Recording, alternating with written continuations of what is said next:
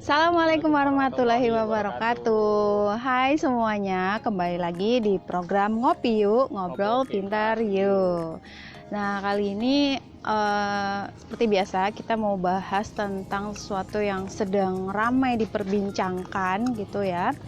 Nah, kami sekarang aku berdua bareng Abi gitu, bareng suamiku, dan memang kita tuh ya suka ngobrol-ngobrol yang kayak gini-gini. Santai. Ngobrol-ngobrol santai tapi ya semoga penting gitu dan juga bisa mencerahkan yang lain gitu ya. Nah, teman-teman, seperti yang teman-teman tahu, ada sesuatu yang menggemparkan jagat Twitter, Instagram. Instagram. Oh, iya. Instagram ya baru-baru ini, yaitu postingannya Gubernur DKI Jakarta, yaitu beliau Bapak Anies Baswedan. Itu jadi beliau tuh upload ya hari libur weekend lagi baca buku sambil duduk santai gitu. Baca bukunya adalah buku How Democracy Dies gitu. Buku itu sebenarnya udah lama ya, terbitnya 2016 gitu. Jadi sekitar 4 tahun yang lalu lah gitu. Dan itu diterbitkan di Amerika gitu. Dan ada juga buku sejenis sih ya sebelumnya, tahun 2012, Why Nation Fails gitu. Itu sejenis lah pokoknya ya. Dan itu akan kita bahas hari ini. Jadi simak terus, tonton sampai habis. Jangan lupa like, share, dan komen. Jangan lupa juga subscribe, oke? Nah, itu tadi tayangannya gitu tentang postingan Gubernur Jakarta kita gitu ya. Nah, sebenarnya kita ini reaction juga ya, reaction juga sama seperti video sebelumnya gitu. Kalau dari Umi sendiri sih sebenarnya itu wajar-wajar aja sih ya. Seorang gubernur itu kan seorang politisi gitu. Walaupun sebelumnya beliau sebagai dosen akademisi, tapi juga sekarang beliau posisinya sebagai politisi, baca buku politik, kemudian diupload di medsos. Itu kan sangat wajar, lumrah gitu. Kayak Umi kan ibu rumah tangga, baca buku tentang parenting itu kan wajar banget. Terus ada Siska Switomo baca buku tentang masak-memasak kan wajar gitu, ya kan? Bahkan itu bisa jadi influence positif gitu loh. Kenapa dikatakan influence positif, pengaruh yang positif? Karena dari kegegeran di dunia maya itu ya, justru kalau kita punya parameter real time minat baca gitu, itu bisa jadi naik. Karena apa sih kekepoan netizen gitu. Kekepoan netizen kan zaman sekarang itu, Pak Anies baca buku How Democracy Dies apa sih gitu isinya gitu. Itu kan pasti jadi kepo, pasti jadi baca gitu ya. Jadi menurutku wajar aja, bahkan jadi influence positif gitu. Bahkan ya teman-teman, kalau teman-teman tahu indeks membaca Indonesia itu dari 61 negara itu kita ranking 60 loh. Ya Allah. Oh banget ya. Iya, ranking 60 dari 61 negara gitu. Berarti kita nomor 2 paling bawah. Ya Allah, kayak Abi ya dulu. Pasti terima di SMP tuh doi ya, itu nomor 2 terbawah. Untung masih keterima di SMP favorit ya. Oke, next gitu. Nah, jadi itu ya, minat baca di Indonesia itu mengerikan sekali ya, memprihatinkan. Dari 1.000 orang itu hanya 1 orang yang rajin baca, coba gitu. Kita masih rankingnya itu masih di bawahnya Palestina, di bawahnya negara-negara konflik lain, coba. Itu kan. Jadi kenapa harus digegerkan sih gitu. Kan bagus gitu ya. Bagus kalau misalkan Anies Baswedan itu ngasih influence positif itu. So jadi sebenarnya wajar-wajar aja gitu. Itu menurut sih. Kalau menurut Abi gimana?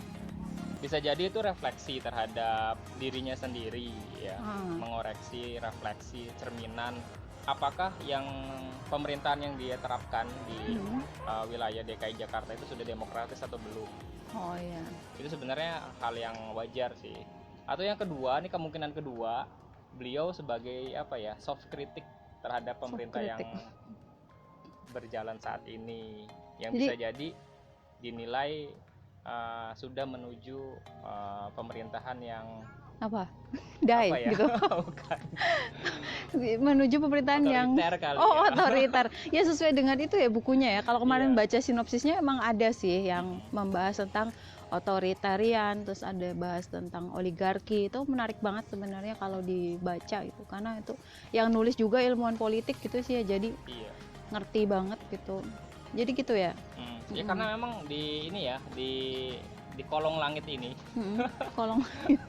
sebenarnya nggak ada hal yang baru ya. Mm. Pembicaraan tentang demokrasi, dia itu baik atau buruk sistemnya, lalu bagaimana sirkulasi dari orang revolusioner, lalu berubah menjadi sistem yang demokratik, itu udah dari dulu perbincangan. Sebelumnya itu ada juga buku ya kayak penulis George Orwell kalau nggak salah, itu dari Inggris, juga sama tuh membahas buku yang membahas tentang totaliter, sebuah pemerintahan yang dia memimpikan pemerintahan yang demokratis, yang bebas gitu. Iya. Judul bukunya itu ada yang 1984 atau 81 gitu. Terus ada yang Animal Farm. Itu hal yang bukan hal yang baru lah, perdebatan tentang demokrasi. Ini. Perbincangan tentang demokrasi ini bukan hal yang baru. Ingat nggak kalau di kampus itu kan kalau mahasiswa ya, mahasiswa pergerakan ekstra parlemen, bukan ekstra kampus ya. Organisasi ekstra kampus itu kan hal yang biasa, maupun mau dia kampus ekonomi, kampus kedokteran, kalau dia sudah bergabung di organisasi ekstra kampus, topik-topik demokrasi itu hal yang biasa ya. Pembicaraan demokrasi itu bagus atau buruk itu sudah dari dulu gitu. Gitu. Dan ini pun berulang saja sih di Indonesia, ini level nasional. Iya. Makanya jadi ini loh, pas gegernya Anies Baswedan itu upload tentang how democracy dies, ini juga disambut oleh cuitannya, bukan cuitan sih, ya respon dari ketua KPK, yang beliau tuh bilang bahwa kalian tuh baru bangun tidur gitu. Ya kan? Itu mungkin sama dengan pernyataan Nabi. Sebenarnya ini di kolong langit ini nggak ada yang baru gitu, akan selalu berulang-ulang gitu. Karena si ketua KPK tersebut, beliau mengatakan bahwa kalian tuh baru bangun tidur. Saya udah baca buku itu sejak 2002 gitu. Nation fail tapi bukan. Iya, tapi itu Why Nation Fails gitu. Bukan apa namanya, How Democracy Dies. Waktu itu memang sudah terbit pada tahun 2012 ternyata. Dia hebat juga sih. Membaca buku yang belum ditulis. Tahun sebelumnya. Itu kan hebat ya, sakti ketua KPK-nya gitu. Iya itu. Nah, tapi ngomong-ngomong ya, sampai ketua KPK itu bisa respon gitu, terus juga beberapa politisi ya kan juga mengatakan gitu bahwa buku itu tuh nggak sesuai dengan demokrasi di Indonesia gitu.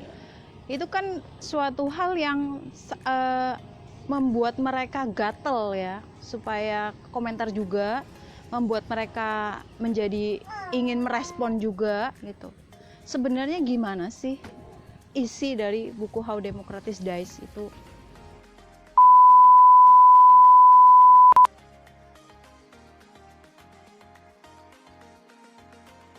Jadi emang seheboh apa sih isinya gitu? Kalau kita kan memang udah baca sinopsisnya, udah baca beberapa halaman juga ya. Jadi memang di buku itu ya, si Stephen dan Daniel itu ilmuwan politik. Dia tuh menceritakan bahwa secara to the point ya, diceritakan di bab pendahuluan bahwa yang menyebabkan demokrasi mati itu sebenarnya bukan diktator, bukan tiran, atau juga bukanlah khilafah. Selama ini kan khilafah selalu jadi kambing hitam gitu kan. Khilafah itu menghancurkan demokrasi, mengancam demokrasi kayak gitu kan, kambing hitamnya gitu.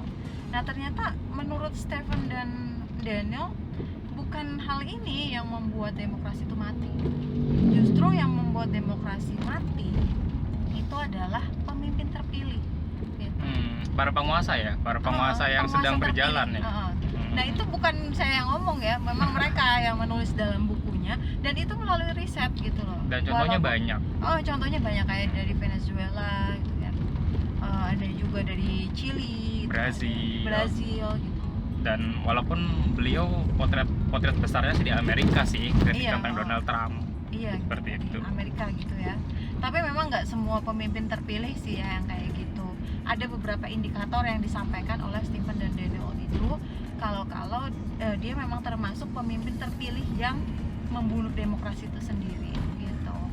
Ya, dan juga memang si pembunuh demokrasi itu salah satu cirinya adalah represif dan otoriter gitu. Betul. Terus menurut Abi? Iya, karena itu logik. Kenapa malah pemerintah terpilih gitu, yang pada akhirnya membuat demokrasi itu tidak demokratis? Karena memang pada dasarnya kekuasaan itu tidak ingin dirinya diganggu gitu kan. Ketika sudah berkuasa itu inginnya selamanya mapan, tidak ingin disenggol. Ya seperti itulah basic sih karakter ya, dari kekuasaan gitu. Bener sih, kan harta tahta wanita gitu, itu masuk tahta gitu kan. Iya, itu yang pertama. Lalu juga perpindahan kepemimpinan ya, dimanapun sistemnya itu kan pasti yang dijagokan itu calon pemimpin yang pada akhirnya itu merubah keadaan menjadi jauh lebih baik gitu kan ya. Tetapi justru ketika sudah terpilih melalui proses yang demokratis, pemilu ya, kan pemilu itu kan salah satu-satunya alat ya di dalam demokrasi yang disepakati bersama sebagai wahana untuk memilih pemimpin secara sah. Nah, namun setelah terpilih dengan godaan nikmatnya kekuasaan, dia malah lupa gitu visi awalnya untuk menciptakan pemerintahan yang demokratis dan sebagainya. Seperti itu. Rangkumannya itu tadi unlegitimate pihak-pihak oposisi yang tidak dirangkul ya, tidak dianggap legitimasinya, itu langkah tangga menuju otoritarianisme gitu, otoriter lah gampangnya, belibet ngomongnya. Seperti itu. Nah, tinggal kita refleksi aja nih di Indonesia apakah kondisinya seperti itu, ya kalian bisa menilai masing-masing gitu kan ya. Emang lebih lengkapnya teman-teman bisa baca langsung ya, sudah beredar banyak sih buku-buku online-nya gitu ya. Tapi kalau mau gampang silakan ketik alamat email di komen. Nanti saya kirim email. Baik itu yang versi Inggrisnya ataupun versi Indonesianya. Ada dua tuh, gratis. Saya juga dapatnya dari teman juga sih di grup. Jangan lupa like, share, dan komen obrolan kita kali ini ya. Jangan lupa juga subscribe. Itu aja ngobrol pintar yuk kita kali ini. Kesimpulannya apa dong? Kesimpulannya ya itu, wajar aja sih seorang Anies Baswedan itu baca buku kayak gitu, wajar lah, atau iya, bukan fenomena aneh ya. Bukan fenomena aneh, justru yang aneh ketika ada orang yang mengomentari itu kayak kelonjotan gitu. Ya, itu aja ya, jangan lupa subscribe, dan assalamualaikum warahmatullahi wabarakatuh. Waalaikumsalam warahmatullahi wabarakatuh.